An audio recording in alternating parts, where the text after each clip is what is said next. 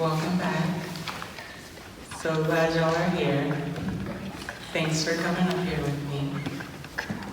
This week, Trinity's message is about being a good neighbor. And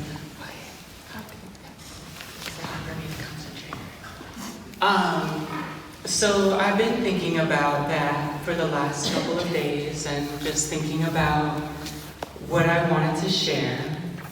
And I was trying to think of examples of people who have been good neighbors.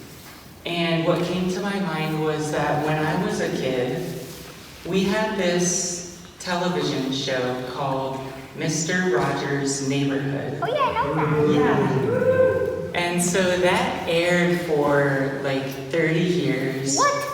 And was just such a visionary children's program. And Mr. Rogers, every weekday for 30 minutes, taught children how to be a good neighbor.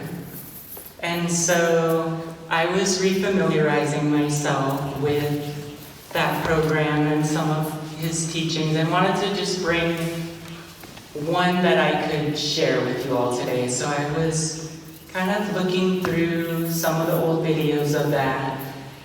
And there's so many lessons and so many great teachings, but one in particular really kind of captured my attention.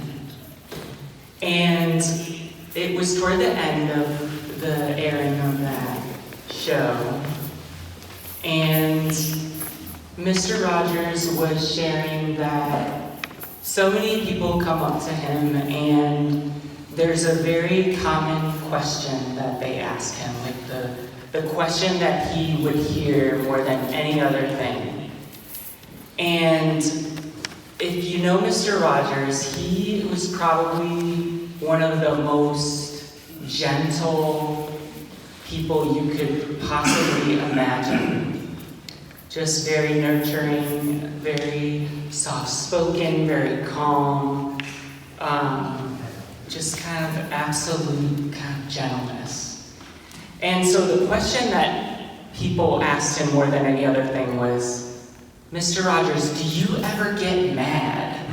Nobody ever really saw that emotion from him.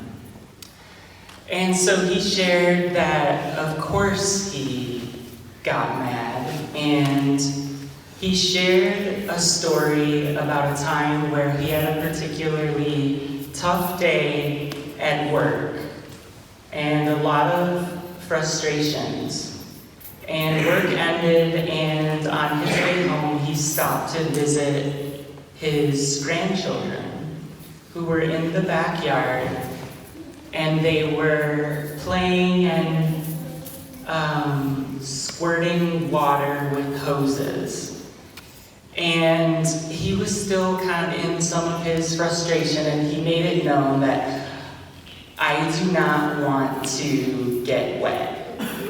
And the younger grandchild was kind of testing the boundaries, and the water just kind of kept creeping closer and closer and closer to him. And so in his sternest voice, he kind of yelled out, that's it, Alexander, you've had enough, turn off the water, this is finished. And Alexander looked very sad and apologized and did what his grandmother told him to do. And the more Mr. Rogers was thinking about that, the sadder he got, because he realized that he had stepped into the kids' play with a lot of feelings carried over from his frustrating day, and felt like he was taking out that frustration on the kids. So he thought about it the whole ride home and called Alexander when he got home and apologized to him. And Alexander told him, "That's okay, Bubba." He called his grandmother Bubba. everyone makes mistakes sometimes. And he was just so overcome at his grandchild's graceful, sweet forgiveness. And for me, it just really kind of pointed out a time when even Mr. Rogers got it wrong and made mistakes. And we're all going to do that too. Sometimes we are not going to be a good neighbor or a good friend or a good grandparent or whatever the situation might be.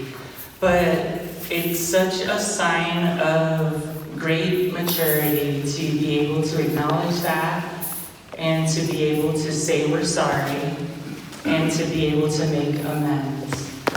And I know that in my life, I feel like people who have done that for me and acknowledged mistakes that they've made, I've been able to trust them a lot more.